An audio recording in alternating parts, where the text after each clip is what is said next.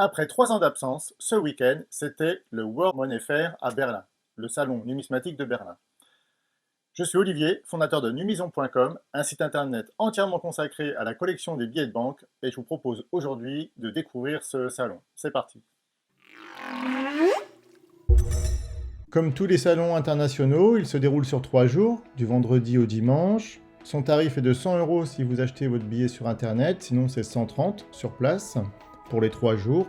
Et vous avez un accès au salon dès 8 h du matin, donc avec l'arrivée des exposants. Mais vous avez aussi une entrée à 15 € pour la journée en arrivant à 10 h. Ce salon attire des professionnels pour les collectionneurs, monnaie et billets, mais aussi c'est la grande foire internationale pour tous les professionnels de la monnaie. Donc vous y retrouverez des institutions de frappe de différents pays.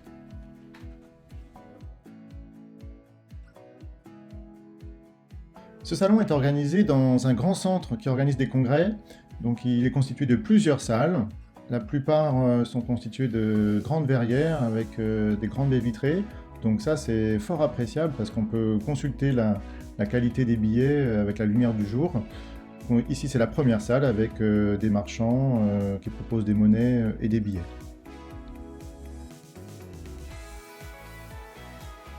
Comme nous sommes à Berlin, il y a beaucoup de marchands allemands. Et donc c'est l'occasion de trouver de beaux billets allemands, anciens et de belle qualité et à prix vraiment abordable. Et bien comme à chaque fois, hein, dans nos grands salons, on retrouve nos grossistes, ceux qui vendent des billets récents, neufs, par lot en grande quantité. Donc c'est pour les marchands de billets qui veulent acheter du stock. Donc vous voyez comme c'est grand, après plusieurs couloirs parsemés de marchands, je change de bâtiment et j'arrive dans une deuxième grande salle où on voit encore là beaucoup de marchands. Mais dans cette grande salle, c'était surtout les monnaies. J'ai vu peut-être 2 ou 3 marchands avec des billets. C'était pas la salle la plus intéressante. À part MDC et Gadouri de Monaco, donc deux maisons de vente aux enchères, et nos amis de la CGB, j'ai pas vu d'autres professionnels français. Donc il n'y avait pas grand chose en billets français. CGB vendait quelques billets neufs, donc je trouvais un peu cher sur les billets français, mais j'ai quand même pris deux billets suisses, un 50 francs et un 100 francs que je vous montrerai tout à l'heure. Alors il y avait quand même quelques marchands étrangers qui vendaient que des billets. Notamment, j'ai vu 2 Finlandais et 2 ou 3 marchands grecs, dont l'un d'entre eux vendait un ouvrage en 2 tomes sur les billets grecs de 1800 à nos jours. Donc du coup, j'ai pris ces 2 ouvrages pour monter en compétence sur les billets grecs. Et je pense que ce genre de salon, on peut trouver des belles affaires parce qu'ils viennent avec beaucoup de stock. Et donc je pense qu'en étudiant bien ces billets, il y a des choses à découvrir concernant les billets grecs. Alors pour ceux qui collectionnent les billets souvenirs 0 €, là par contre c'est un salon qu'il faut faire, il y a un stand dédié pour ça, ceux qui les émettent. Et en plus il y a beaucoup de marchands qui viennent avec des quantités de 0 € de différents pays, donc il y en a à profusion. Alors voici encore une grande salle, c'est presque la salle principale, là où on voit les instituts de frappe, mais il y a dans le centre une rangée de tables avec plein de petits marchands. Mais c'est quasiment que des monnaies, hein. Il n'y a que 2 marchands que j'ai vus qui vendaient des billets. Et enfin, voici la dernière grande salle, très éclairée, donc avec beaucoup de marchands, notamment beaucoup d'Allemands. J'ai beaucoup aimé cette salle, j'ai trouvé plein de choses, c'est là où j'ai acheté la plupart de mes billets que je vais bientôt vous présenter. Alors c'est aussi l'occasion des fois d'acheter du matériel. Là il y avait les 3 stands, hein, Lunchturm, Lidner et Safe. Donc c'est l'occasion pour le chasseur d'acheter son matériel de chasse. Donc il faut une lampe et une loupe. Ça c'est pour voir les billets s'ils sont trafiqués ou pas. Et pour le collectionneur, vous avez aussi le moyen d'acheter pas mal de pochettes plastique ou de classeurs ou de feuilles dans vos classeurs. Voilà, donc c'est toujours intéressant.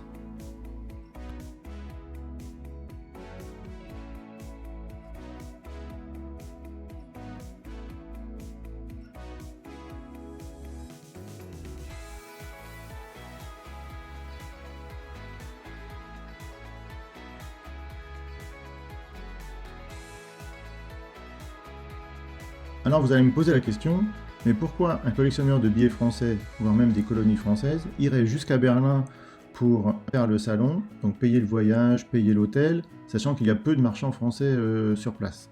Donc moi, je vais vous dire, j'y vois deux bonnes raisons. La première, c'est que un collectionneur, pour moi, est un chasseur, et pour chasser la bonne affaire ou le billet qui vous manque, dans ce genre de salon, vous trouverez quand même beaucoup de classeurs de billets du monde, où le professionnel vend son stock et il n'est pas forcément expert de tous les billets qu'il a dans son classeur. Et donc c'est là l'occasion où on peut faire des bonnes affaires. Par exemple, moi je vous montrerai après ce que j'ai acheté. Ce n'est pas toujours des billets que je collectionne, mais c'est des billets dont je sais que je peux revendre avec une certaine marge. Et du coup, non seulement mon voyage est rentabilisé, mais en même temps, je peux même financer un peu l'achat de billets supplémentaires dans ma collection. Mais bien entendu, pour ça, les billets ne vont pas tomber du ciel. Les billets sur lesquels on peut faire des bonnes affaires. Donc, faire un salon, je ne vous cache pas, c'est intense, parce que vous allez regarder billet par billet, sur tous les classeurs de billets du monde, ou toutes les grosses caisses de billets, et puis vous allez regarder le prix, l'état, la date, l'alphabet, enfin en gros par rapport à votre domaine de connaissances et de compétences. Cherchez bien, vous trouverez des choses, et vous verrez des fois des bonnes affaires à faire. En sachant à quel prix vous pouvez le vendre en France, eh bien, vous pouvez tout de suite vous dire ah bah sur ça je peux gagner 30 €, sur ça je peux gagner 20 €, et ainsi de suite, quoi. Et des fois, il ne faut pas se décourager, hein. Il y a des marchands qui ont tellement de stock, ils empilent leurs billets comme ça, là, et il faut oser leur demander pour les consulter. Alors maintenant, je vais vous montrer ce que j'ai trouvé.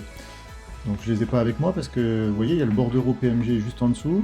Donc j'ai rempli le bordereau et j'ai direct mis ces billets-là à PMG pour les avoir gradés dans 3 mois.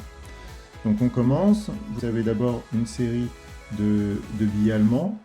Donc c'est des billets pas chers, entre 20 et 30 €.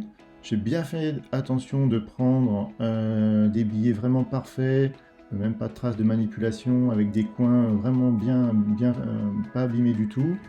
Et une fois que ça sera gradé, j'espère 65-66, je sais que ça se revend dans les 100 €. Donc 20 € plus 40 € de grading, si je peux les revendre 100-120, c'est plutôt une bonne affaire. Ensuite, vous avez ce billet-là, un 10 francs Maroc. Je l'ai pris parce qu'il n'était pas très cher et c'est le Q1, donc c'est le premier alphabet, donc c'est toujours sympa. Ensuite, j'en ai trouvé un autre en état, mais vraiment neuf, pour pas grand-chose, hein. C'est pour, je crois que c'est 25 € ce genre de billet, ou 30 €. Donc ça aussi, si j'obtiens un PMG 66, vous verrez, vous pouvez revendre ça à la CGB, ça peut monter haut, hein. Ensuite, toujours pareil, 3 petits billets de 5 francs, ils étaient à, je crois, 12 € pièce. Donc ils sont parfaitement neufs, j'espère qu'ils vont avoir un bon grade. Ensuite, j'ai pris ce petit 5 francs Maroc, pareil, neuf pour moins de 10 €. Ensuite, j'ai pris ce 10 francs Guyane. Donc ça, c'est un billet en Martinique et en Guadeloupe qu'on trouve assez souvent, mais en Guyane, on ne trouve vraiment pas beaucoup. Et donc là, pareil, il était à 35 €. Je trouve qu'il a un état quand même correct. Il va peut-être faire PMG 35, PMG 40 au maximum. Mais ça, c'est sympa. C'est un joli petit billet. Et ensuite, j'ai trouvé ce billet de numéro 1 qui était neuf pour pas trop cher. Et donc, c'est aussi deux billets là qui sont vraiment pas chers à 20 € pièce et qui sont neufs. Alors ensuite, on continue avec le paquet des billets plus modernes, puisque pour PMG, il faut un bordereau différent pour les billets plus modernes. Donc vous avez ce Saint-Pierre et Miquelon surchargé, donc très connu hein, dans les alphabets 81, donc A, B, C, D, E, 81, vous en trouverez plein. Ça, il ne faut pas acheter trop cher, hein, mais il y en a plein en neuf. Par contre, en alphabet 44, c'est plus rare, et on voit souvent des Y ou des Z. Et là, c'était un W. Je pensais que c'était une lettre quasiment inédite, mais en fait, j'ai vu dans les archives de la CGB qu'ils en avaient vendu un. En tout cas, je suis quand même content d'avoir un W44.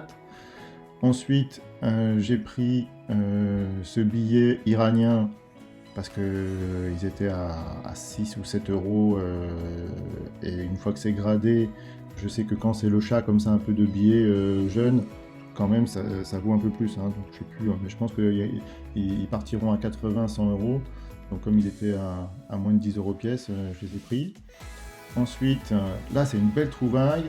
une petite série 1,5, 1 et 5 dinars tunisiens avec les petits numéros. Donc, les alphabets A1, enfin A1, B1 et C1, parce que en fonction de la faciale, ça commence à la lettre A, B ou C, mais c'est vraiment des petits numéros. Et ils étaient à 15 € dans un classeur. Donc le marchand, il n'a même pas vu que c'était des petits numéros, quoi. Donc là, je suis très content. Bon, je sais pas si je les garderai ou pas, parce que quand même, c'est très sympa. Vous voyez, le numéro 122 et là, le numéro 750. Et enfin, pour terminer, j'ai pris des billets suisses qui étaient parfaitement neufs, que j'avais acheté à la CGB, plus un autre.